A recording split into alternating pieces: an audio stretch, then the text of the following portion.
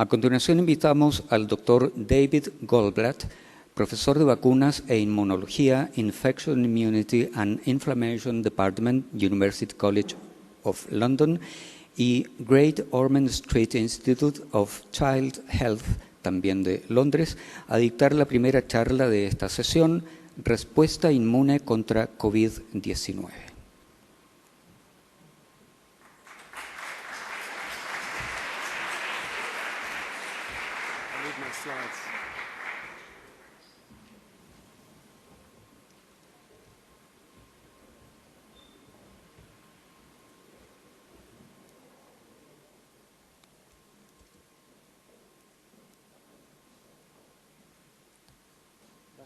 Slide.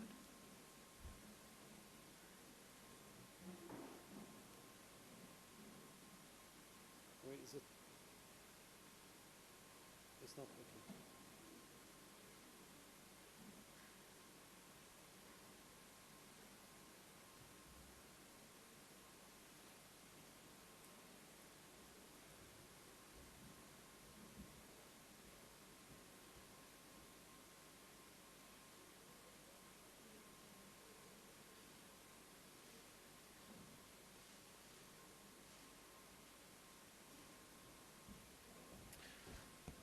Well, thank you very much for inviting me today. Muchas gracias por invitarme hoy. It's been really interesting to hear Ha sido muy interesante escuchar el apoyo que las instituciones han tenido de parte de las universidades, de los políticos, del mundo del comercio. Creo que muchos países estarían muy envidiosos escuchando lo bien alineados que estaban los políticos, el mundo de la academia para poder obtener el conocimiento para pelear contra la COVID-19. Me gustaría agradecer a mis colaboradores, el doctor Calergis y el doctor Bueno. Hemos trabajado juntos aquí en Chile y ha sido un gran placer para mí y es un honor haber sido invitado aquí. Tengo que disculparme por dos cosas. La primera es que no hablo español, así que voy a estar hablando en inglés, lo lamento por eso. Y la segunda disculpa es que tenemos muchos estudiantes de colegios acá y algunas de las diapositivas que muestro van a estar muy llenas de datos y gráficos, cosas a las que los científicos estamos muy acostumbrados, pero tal vez ustedes no tanto. Y a pesar de que las diapositivas puedan ser un poco complejas, los conceptos, las ideas son relativamente sencillas. Así que espero que todos van a aprender de lo que les voy a contar y que va a ser fácil de entender. ¿De qué voy a hablar ahora? Es la respuesta inmune ante el COVID-19 y parte de lo que voy a hablar está en la diapositiva acá. Primero les voy a decir un poco de la respuesta inmune. Esto es más que nada para los estudiantes porque va a ser fácil de entender y luego voy a describir alguno del trabajo que hemos hecho para poder contribuir en la pelea contra el COVID. Voy a hablar también de la correlación entre los anticuerpos y la protección de las vacunas. Voy a hablar de la protección que tenemos ahora, de las variantes y también de la inmunidad natural contra el COVID y del impacto de esta naturalidad inmunológica. Y también escuché de parte de los políticos que una parte es prepararse para el futuro. Algo que hemos aprendido del COVID es que debemos entender la historia para poder anticipar y planear lo que va a pasar en el futuro. Así que esta charla se trata de una pequeña historia del COVID y vamos a partir por ahí. Este dibujo les muestra la interacción del COVID con el sistema inmune en Chile. Aquí tienen el virus.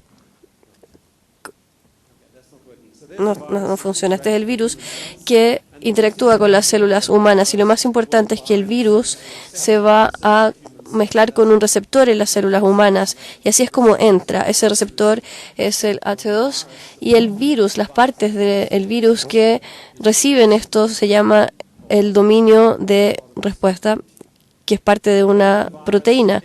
Y cuando el virus entra en la célula, tiene el ácido nucleico para reproducirse. El virus entra en la célula. No les voy a poder mostrar porque no está funcionando el aparato. El virus entra y se reproduce y emerge hacia el resto del cuerpo. Lo que pasa acá es que el sistema inmune se involucra donde tenemos células especializadas que van a tomar el virus y van a poder presentar la parte importante del virus a las diferentes partes del sistema inmune. Ustedes pueden ver que hay una célula T y no voy a hablar tanto sobre ella, porque hay muchas personas esta tarde que les van a decir cuál es el rol tan importante de estas células T al controlar la infección. Pero las células B que ven ustedes acá son las que producen los anticuerpos, y los anticuerpos son parte del sistema inmune que vive en el cuerpo y nos protege en la superficie del cuerpo y previene que el virus pueda entrar en las células. Así que esta es una parte muy importante. Las células B hacen anticuerpos que pueden parar esta interacción, y esta es una parte muy importante de la forma en que el sistema inmune puede impedir que el virus entre las células. Voy a hablar más que nada hoy de los anticuerpos y más adelante van a poder escuchar sobre los virus y las células T. La próxima diapositiva, por favor.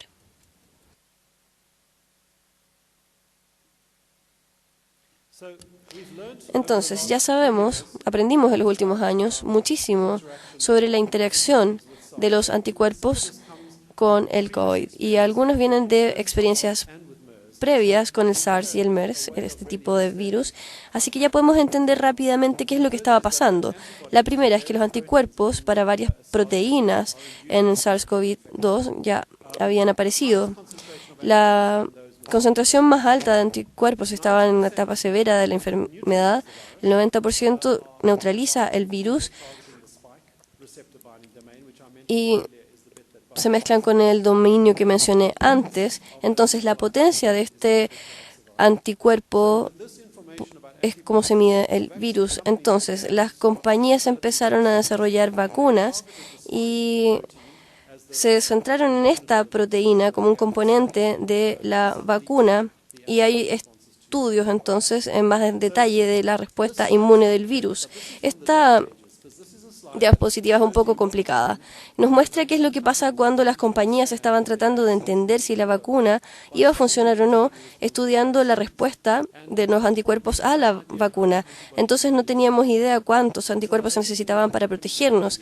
Entonces lo único que podían hacer las compañías era comparar los niveles de anticuerpos a las personas que ya habían sobrevivido a la infección. Entonces las vacunas que vemos ahí nos van a mostrar cómo se ven los datos para los anticuerpos que habían sido inducidos por la vacuna comparados a aquellos que habían sido inducidos por la infección. Aquí podemos ver entonces en este color que tenemos el anticuerpo antes de la vacuna, y aquí pueden ver que es más alto que el anticuerpo que vemos entonces después de la infección. Ustedes pueden ver en la diapositiva las diferentes vacunas y cómo se comparan. Esto no es lo ideal, porque estos estudios de gente que sobrevivió a la infección venía de muchas partes del mundo, entonces era muy poco claro cuál era la relación entre estos dos. En varios grupos del mundo, incluyendo lo nuestro, estaban interesados en la interacción de los anticuerpos que fueron hechos en el cuerpo y la eficacia de la vacuna. Lo que les muestra esta diapositiva es que en un lado la eficacia de la vacuna está aquí, y en el otro lado está el anticuerpo que neutralizaba. Así que hay una relación entre el anticuerpo que neutraliza al virus y la eficacia de la vacuna. Estos son anticuerpos con muy alto nivel de eficacia, y acá los más bajos. Dos grupos son de Australia y muestran datos bastante similares al mismo tiempo. Lo que hicieron acá fue no solamente mirar al anticuerpo que neutralizaba, sino que también aquel que se mezcla con el virus. Y podemos ver que hay una muy buena relación con cualquiera que sea que se use, pero la limitación acá era que se comparaba de gente que se había recuperado de la información. Entonces, en mi laboratorio hicimos una plataforma donde podíamos medir los anticuerpos de todas las vacunas en el mismo laboratorio. Esto nos pudo mostrar entonces cuando mirábamos los anticuerpos medidos en el mismo laboratorio, tenían una mejor correlación con la eficacia de la vacuna, y eso se estableció de manera muy rápida, que existía esta neutralización, que eran importantes marcadores de la eficacia. También necesitábamos un nivel de protección donde pudiésemos ver que los individuos que estaban haciendo nuevas vacunas pudiesen llegar a este límite que habíamos puesto. ¿Por qué era importante esto? Porque si queríamos nuevas vacunas en contra del COVID y queríamos inmunizar a 5.000 o 4.000 personas, era muy largo y teníamos que encontrar una forma de hacer esto rápido. Entonces necesitábamos hacer estas pruebas que eran bastante largas, pero al mismo tiempo necesitábamos tener vacunas rápido. Y teníamos que pensar si había que poner las vacunas de nuevo en la misma persona si bajaba los niveles de anticuerpos.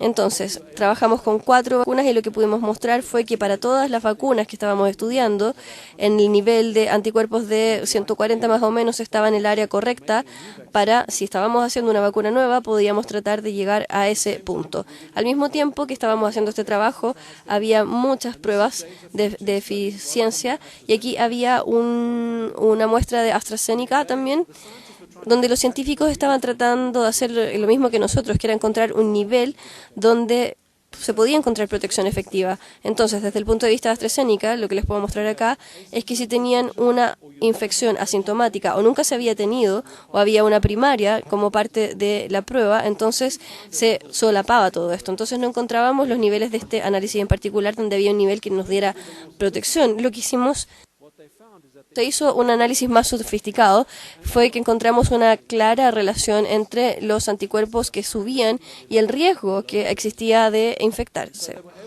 Entonces pudimos expresar esto de una forma un poco distinta, pudimos mostrar que el nivel de anticuerpos aquí quedaba 50% de protección de la infección o que nos daba un 80%. Y cuando convertimos estos valores a las mismas unidades que estamos midiendo en nuestro laboratorio, podemos ver acá que desde el punto de vista de las pruebas y de nuestra población, aquí tenemos una condición bastante parecida y esto nos dio una oportunidad de hablar con los reguladores y decir, si las nuevas vacunas están dando este nivel, entonces va a ser muy exitoso en prevenir la enfermedad. Y así es como como muchas de las compañías han usado esto, han tomado muestras de las vacunas y nos han pedido ver cómo se compara con la otra.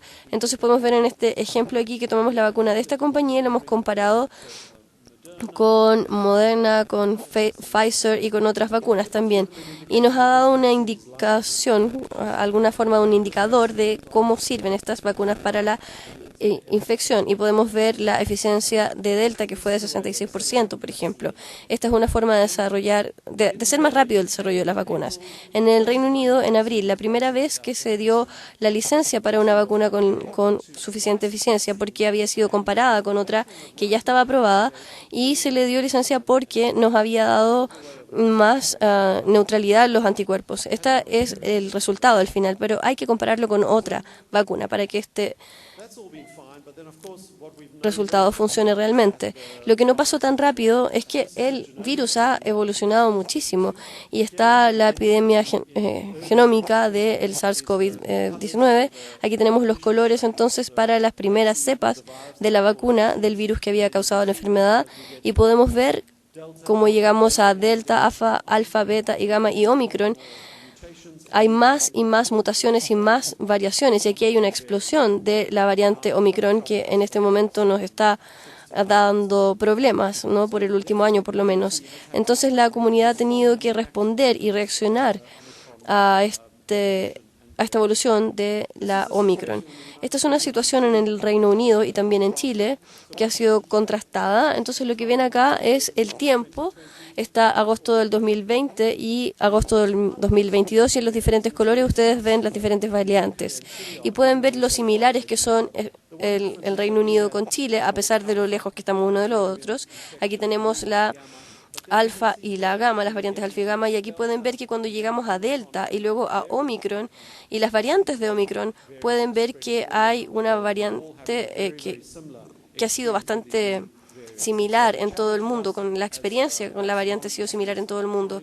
Los vaccinólogos están tratando en este momento de lidiar con estas variantes nuevas con las vacunas que tenemos.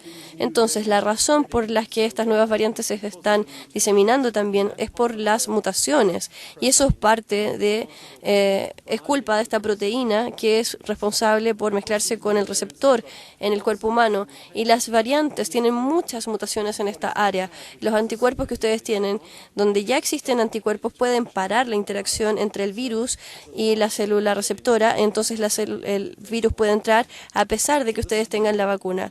Este ha sido el mayor problema con Omicron. Cuando se mira los anticuerpos de la vacuna original y los comparan con todas las variantes que tenemos, aquí tienen la original, la alfa, la delta, gamma, beta.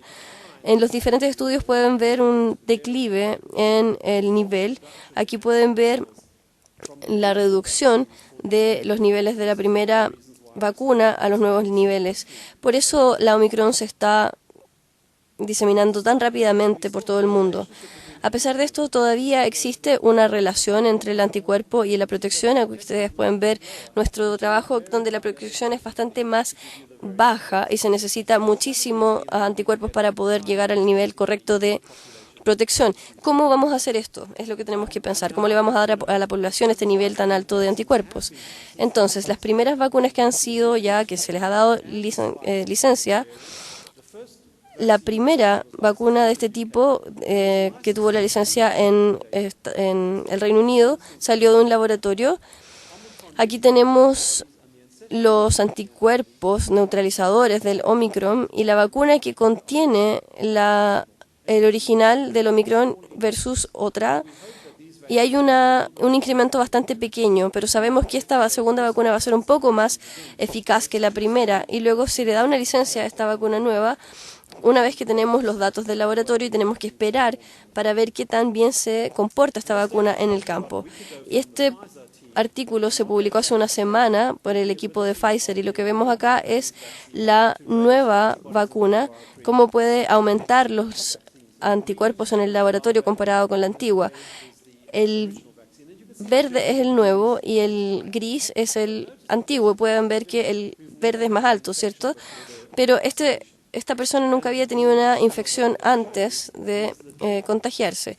La próxima que les voy a mostrar son los datos para los anticuerpos en individuos que han tenido la infección antes. Si miran aquí, entonces ustedes pueden ver que en gris, si tuvieron la infección antes, hay muchos anticuerpos que se pueden hacer para la vacuna original. Aquí es donde nos centramos en la segunda parte de mi charla. Ahora que muchos de nosotros hemos tenido una experiencia con el virus, es cuál es la importancia de estos anticuerpos que hemos generado.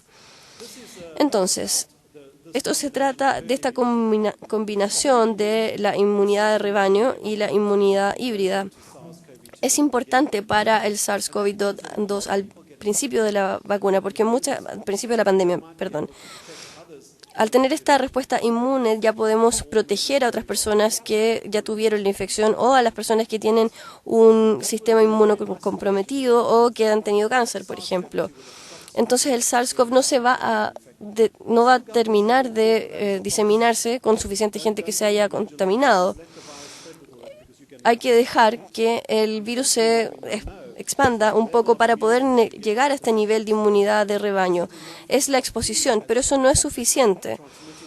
Es importante que paremos que nosotros seamos capaces de contaminar a alguien más, contagiar a alguien más.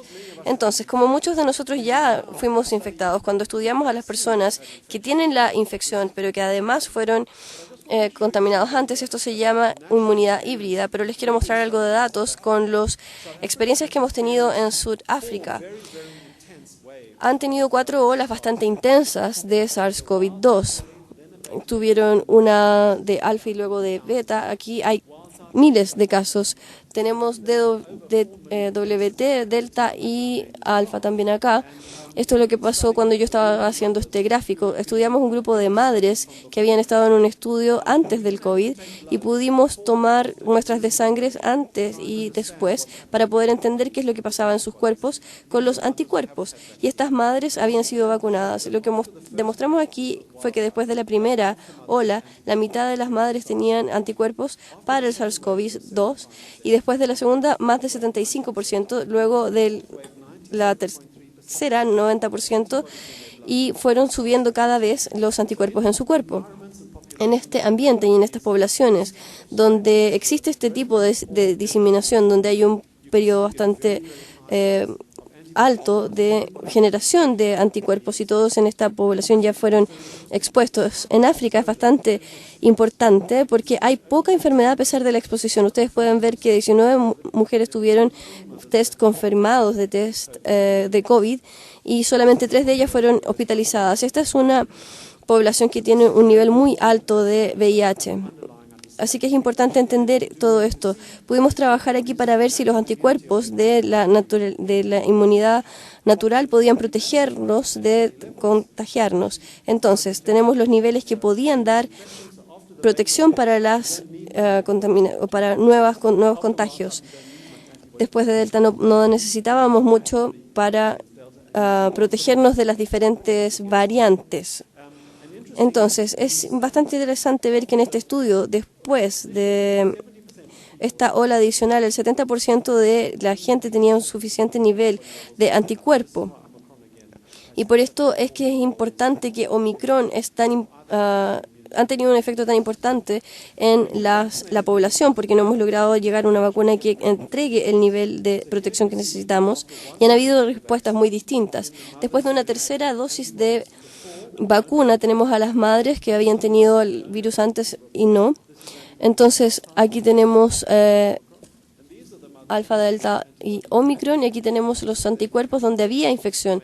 Donde había infección, entonces tenemos más altos niveles de anticuerpos. En esta población, la segunda dosis de vacuna no tiene mucho impacto en realidad. ¿Cuál es el impacto que tiene en la inmunidad? Les voy a mostrar ahora que si ustedes tuvieron la infección de SARS-CoV y no había una vacunación previa, entonces existe un riesgo de 95%.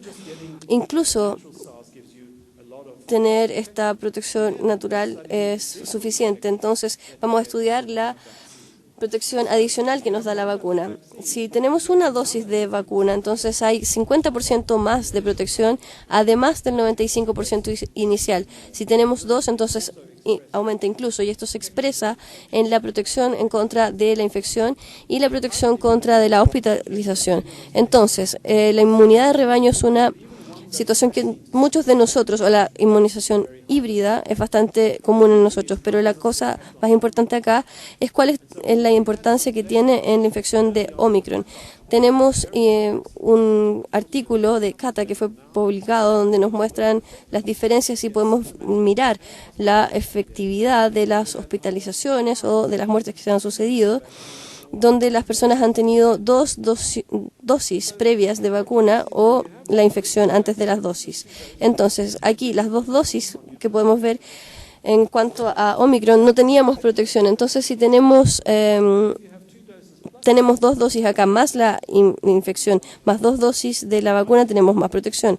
Pero lo más importante para el caso de las muertes y la hospitalización, si tenemos una infección previa, entonces hay mucha protección contra la Omicron. Y podemos ver aquí que Omicron, en el caso de una vacuna, no ha llenado los hospitales con gente muy, muy enferma, a menos que sean inmunodeprimidos. En ese caso se necesita una protección mayor contra el Omicron. Este es un lado muy complicado, pero hay un mensaje muy importante acá.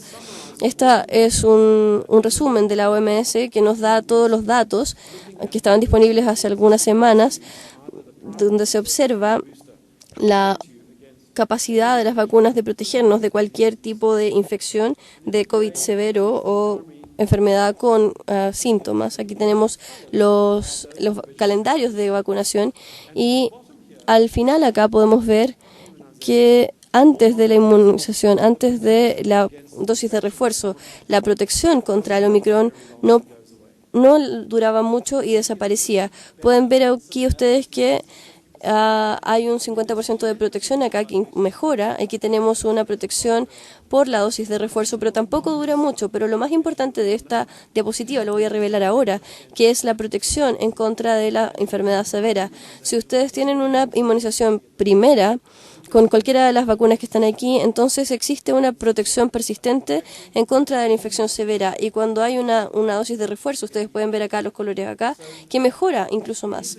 Entonces tenemos que pensar en el futuro cuidadosamente qué es lo que estamos tratando de proteger. Hay gente muy vulnerable que va a necesitar muchas vacunas, mucha protección y también aislamiento y protección de las masas. Pero hay mucha gente joven en la población que ha sido infectada, a pesar de tener la vacuna, que todavía existe una vacuna que los proteja contra esa infección. Tenemos que pensar en la próxima etapa de desarrollo de la vacuna y quién necesita esta vacuna y quién debería ser vacunado. En conclusión, lo que traté de mostrarles es que los anticuerpos son importantes para prevenir la infección, pero también podrían ser menos relevantes en la protección contra enfermedad severa, y mi colega les va a hablar de las células T en prevenir la enfermedad segura, lo que es muy, muy importante. Entonces, el rol ha sido muy importante para poder desarrollar vacunas. No he hablado hoy de los anticuerpos antineutralizantes, pero también han sido estos explorados. La variante Omicron nos ha mostrado que existe esta inmunidad porque hay mutaciones, pero la vacunación en individuos que antes habían sido contagiados les da una respuesta importante que es mucho más robusta, y este es el rol de la protección contra el Omicron, aunque no necesariamente lo vemos en la gente que solamente ha tenido la vacuna sin enfermarse. Finalmente, las vacunas que tienen un punto más alto del BA.4/5 han usado neutralizadores mucho más altos que la vacuna original, pero no estamos seguros de la eficacia que va a tener, así que vamos a tener que esperar para ver los resultados. Como mencioné antes, la colaboración es muy importante y estos son algunos de los colaboradores en el mundo que han participado en este estudio en particular. Hemos trabajado también con el doctor Kaleguis y el doctor Bueno. Mucho de lo que se va a discutir hoy tiene que ver con las investigaciones que estamos haciendo, así que muchas gracias a todos. Espero no haber mostrado demasiadas diapositivas. Gracias.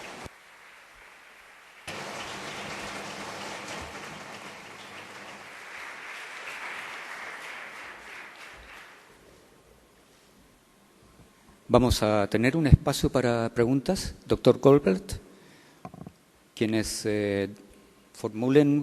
quieran formular preguntas, por favor levanten su mano para acercar un micrófono.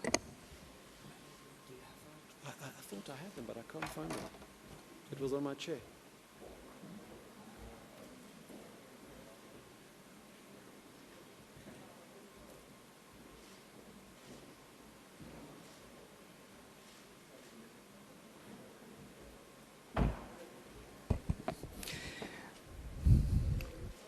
¿Tenemos preguntas? El micrófono aquí adelante. ¿Hay una pregunta atrás? Ok. ¿Te puedes poner de pie y decir tu nombre, por favor? ¿De dónde vienes? Micrófono. Parece que está apagado el micrófono. Vamos a cambiarlo. Hello, good morning. My name is Janina Marcano. I'm a journalist from the Mercurio newspaper. And my question for Professor is, what do we know about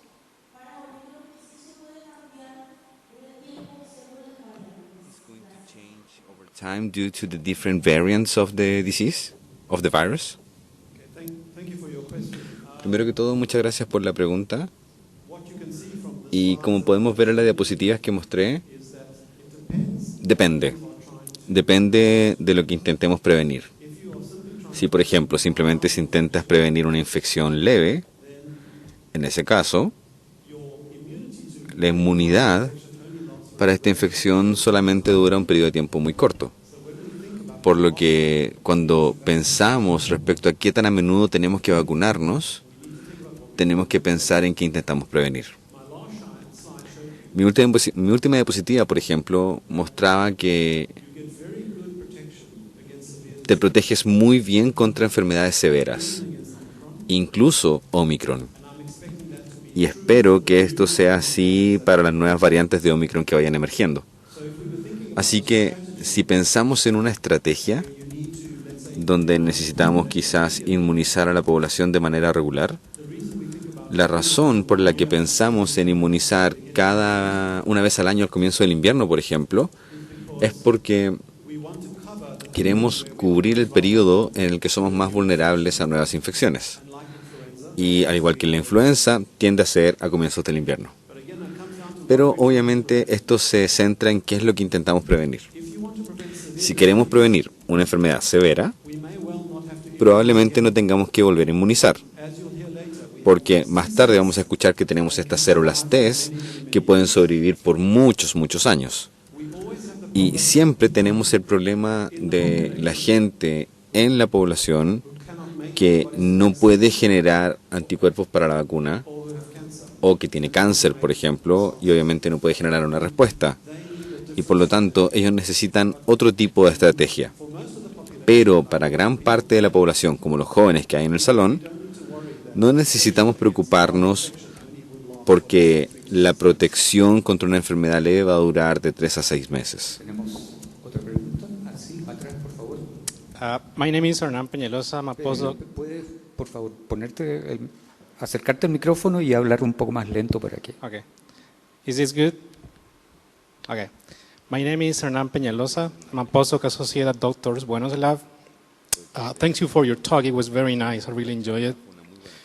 You showed that... sorry, I'm being translated into Spanish. I need the English translation. Okay.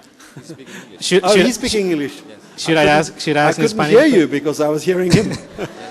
Okay. So you show in your data show that when you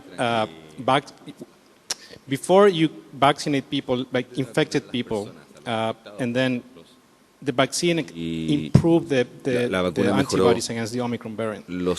But there is so many cases that you have pero hay muchos 3 or casos 4 en los que tenemos, por ejemplo, doses of your 3 vaccine, o and then you 4 have the dosis infection. So do you y think tienes la in that infección. scenario Entonces, ¿crees que en ese how the escenario dynamic of the response cómo funciona la dinámica de la respuesta? ¿Sería similar a lo que mostraste? ¿Sería diferente? The mechanism would be similar, ¿El mecanismo sería different? similar? Like, ¿Sería how can we diferente? compare ¿Cómo these two podemos opposite comparar scenarios? estos dos escenarios?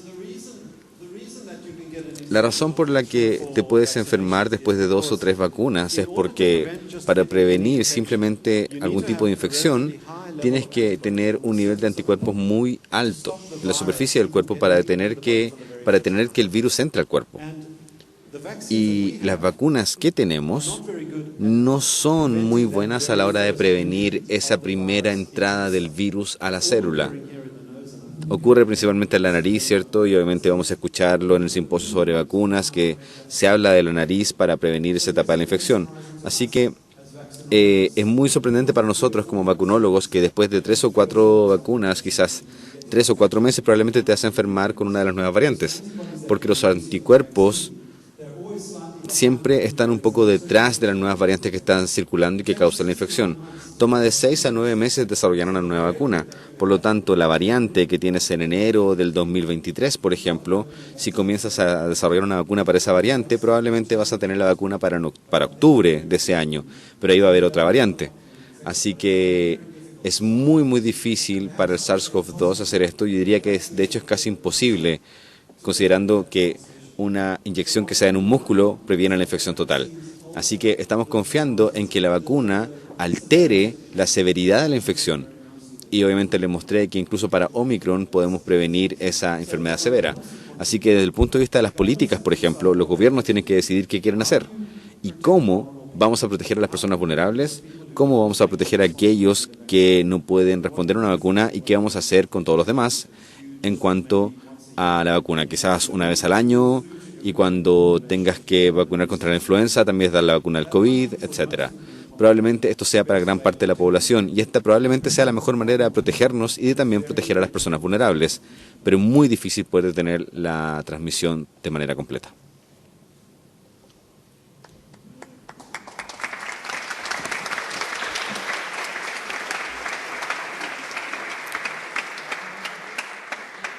Agradecemos al doctor Goldblatt.